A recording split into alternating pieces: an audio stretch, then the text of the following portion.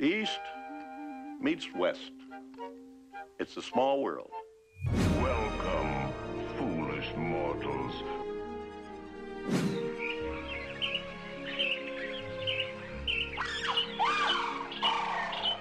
All personnel.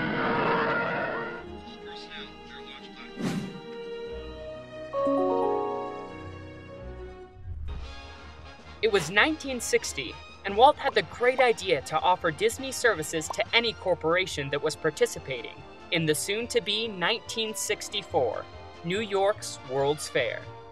Many of these companies were looking for the brand new and unique idea that would make them stand out from the rest, and Walt knew that he could give it to them. So, he gave them the chance to hire Walt Disney Imagineering to create their pavilions. By doing this, Walt would gain financial support to develop new theme park technology for Disneyland rides, and also for his future plans, like Disney World. Not only that, but at the end of the World Fair, all the attractions created for the World Fair could be moved to Disneyland. So, a team of representatives visited some of the top companies to offer Disney's services for the fair. And many of the companies knew this was a great chance, and they took it. General Electric sponsored a stage show detailing the evolution of the American household through electric technological advancements. And that's how we got the Carousel of Progress, which was then moved to Disneyland and later Disney World.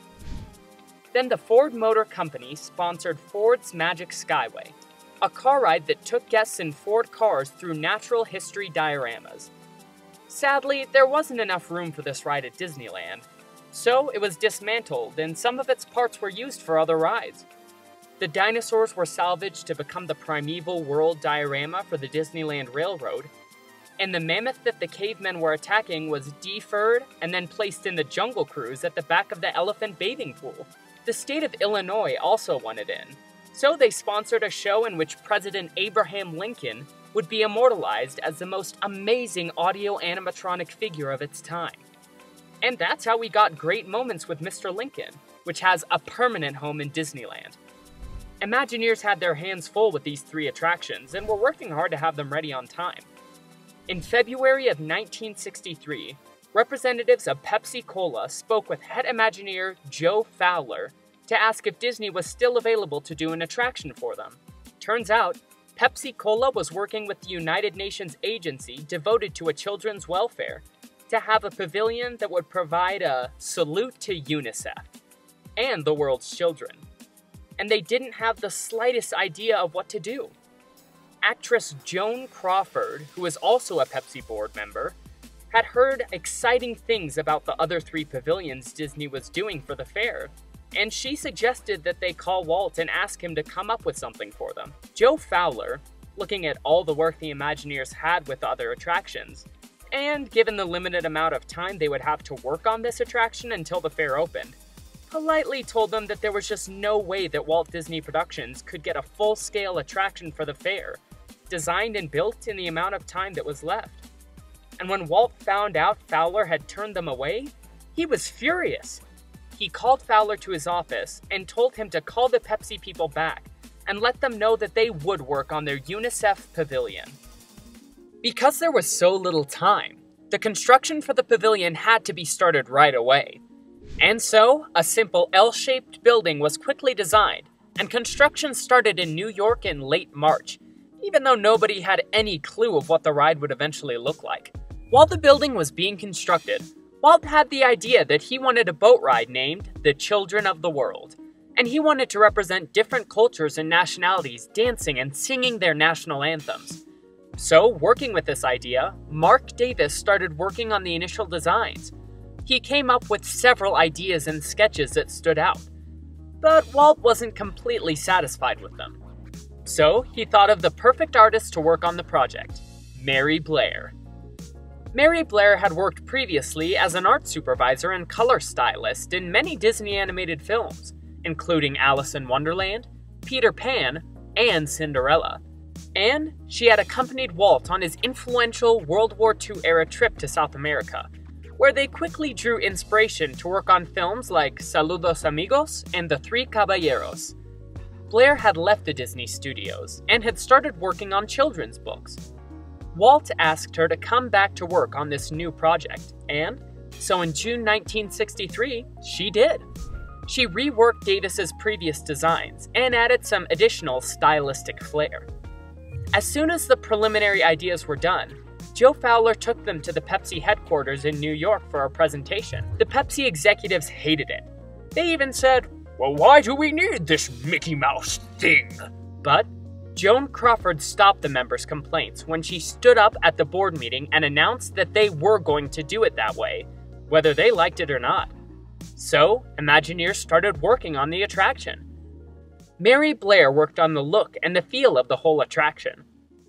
She was responsible for the whimsical design and color styling. She created instant mood changes as guests sailed around the world.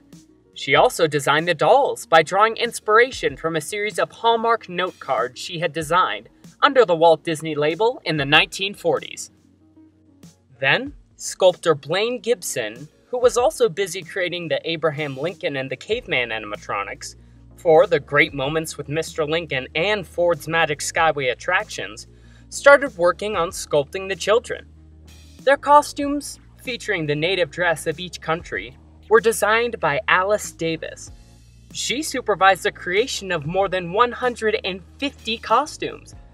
Imagineer Claude Coates designed the attraction's overall layout by designing the route that the river would have inside the building that was made.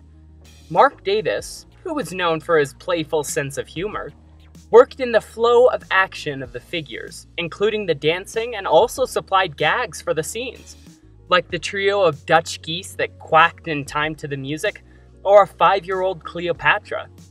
Bob Gurr, the visionary master of transportation, devised the ingenious boat system that would be utilized later on attractions like Pirates of the Caribbean.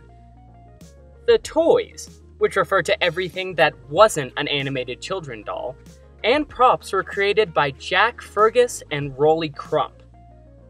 They studied Blair's children's books for ideas to help understand her style, and working with approximately 30 people, they used styrofoam and papier-mâché to build more than 250 toys.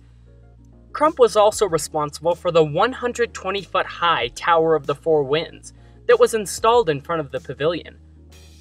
Walt realized that the building, that was so quickly constructed for the attraction, would seem very plain and unappealing. So, a more distinctive marquee was necessary to attract the attention of the visitors to the fair. Everything was coming together, but there was still one problem: the music.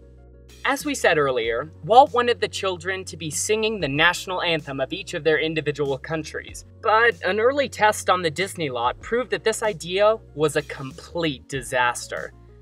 It became musical cacophony where nobody could understand a word of what they were singing because it all blended together. So, Walt decided to call in the Sherman Brothers, Our songwriters, Dick and Bob Sherman of the Walt Disney Studio, who were working on the score for Mary Poppins at the time. Walt asked them for a simple song that would be melodious but could also be repeated over and over and translated into many different languages. They came up with a song quickly, but they wanted to work on 2 more versions to be able to show Walt. But Walt was anxious to hear what they had written at that point and asked them to play the first song. And he loved it. He didn't want them to work on another version because he knew this would work. He loved it so much that the name of the attraction was changed from The Children of the World to It's a Small World, and sung in 5 different languages: English, Italian, Japanese, Spanish, and Swedish. It was recorded in various studios around the world. And with the song done and recorded, It's a Small World was finished. Because the entire attraction was constructed in California, it had to be disassembled and reconfigured in New York. To install the attraction, crews worked 7 days a week to make the deadline. Rolly Crump even said they were living off black coffee in the morning and martinis for lunch. But all that hard work paid off, because Walt's attractions were a hit. Each one was among the most popular attractions at the World Fair. The tower designed by Crump became a fair landmark, and it even introduced the phrase, Meet me under the Tower of the Four Winds. So when you visit the fair, ask your friends to meet you under the Tower of the Four Winds at our pavilion here. And even though It's a Small World was one of the only attractions to charge admission, 60 cents for kids and 95 cents for adults, it was still a great success and one of guests' favorites. 10 million tickets were sold over 2 half-year seasons, with all proceeds donated to UNICEF. Of course, it's not like there weren't difficulties during the duration of the World's Fair. People were always stealing fish out of the koi pond at the Japanese pavilion and releasing them into the river or emptying out entire bottles of Mr. Bubble into the water. But the problems were always fixed and guests could continue enjoying the attraction. After the fair was done, it was time to bring the attractions back to Disneyland. As we said earlier, great moments with Mr. Lincoln and the Carousel of Progress were brought back to Anaheim virtually unchanged. The Magic Skyway was taken apart and used in different rides, and it helped develop the Omnimover system. And while the World Fair was preparing to close, construction had begun on the show building for It's a Small World at Disneyland. It took about a year for it to be done, and there were some changes made to the attraction. First of all, the Tower of the Four Winds disappeared completely, because Walt found out the cost of dismantling the tower and having it shipped back to California was crazy. So it was pulled down, chopped into pieces, and thrown away. The building was a third larger than the one back in New York. So even though the sets were placed in the same order at Disneyland, there were still spaces to be filled, especially at the European section. New North Pole and Islands of the Pacific areas were created, and every set was repainted and re-glittered. The attraction was also given a new facade. Walt wanted a giant cuckoo clock that would have 24 wooden dolls dressed in their national costumes, each for every hour in the day, coming out of it to mark each quarter hour. Then, as the dolls return inside the clock tower, 2 giant toy blocks display the time. He thought it was a good idea so that guests standing in line could be entertained. Mary Blair designed the attraction's new facade, but Walt rejected it. It was so colorful that it would have been a maintenance nightmare, because it would require a constant repainting as the colors faded in the California sun. So, Rolly Crump, again channeling Blair's style, came up with the idea of the facade being white with gold accents to help with maintenance, and he ended up doing the final design. It's a Small World opened on May 28, 1966. 36 officials from various nations joined Walt, and 16 children from around the world for the grand opening. The event was known as Operation Water and was created by Disneyland publicist Jack Lindquist. During the event, the children poured flasks of water from the 7 seas and 9 major lagoons, and Walt dumped water from the rivers of America into the waterway for the attraction. White doves flew overhead while the International Children's Choir of Long Beach sang. This attraction was a big success in Disneyland. So obviously, when Disney World was being planned, Small World was one of the main attractions. Disney World's version has an indoor queue, which at the beginning used to be very colorful but much simpler in its design. But in 2005, it was completely changed to one resembling the iconic Disneyland facade. In this new version, the dancing clock can also be found, although the dolls do not come out and dance. It only shows the time. Also, the goodbye room is unique. Instead of the postcards, we can find parting phrases painted onto large flowers. This is one of guests' favorite attractions, so we can find it in Fantasyland at every Disney park. Each version of the ride has some differences, like the Paris version having a sun instead of a clock, or the colors of Tokyo's facade, but the concept is the same in every version. In 2008, the attraction was closed for a 10-month period for major refurbishment. There were many changes made. Many of the original 1965 sets were removed to be repaired or repainted. The boats were changed, from fiberglass to a more durable plastic. The exterior facade was repaired and repainted, but the most controversial change was the addition of many new characters that came from several Disney movies, like Alice in Wonderland, Aladdin, The Lion King, Lilo and Stitch, and many more. A similar change was made in April of this year in Tokyo Disneyland.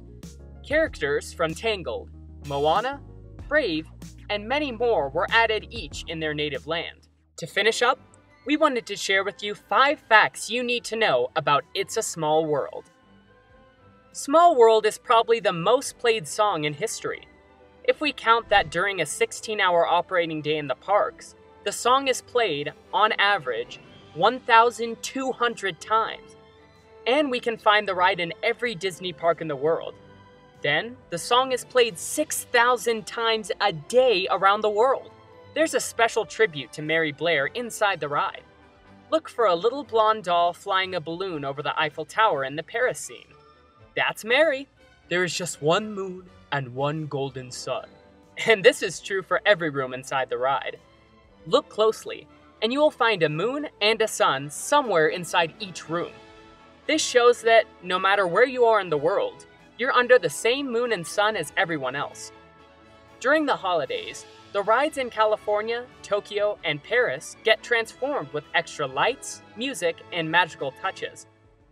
Over 50,000 holiday lights are used to make It's a Small World in Disneyland even more magical than before. And last but not least, be sure to wear your magic band in Disney World's It's a Small World. The attraction launched a new feature that uses magic bands to personalize the experience, and at the end, you might notice your name in the goodbye messages. That's the story of It's a Small World. We would like to thank all our patrons. If you want to check out our patron rewards, follow the link.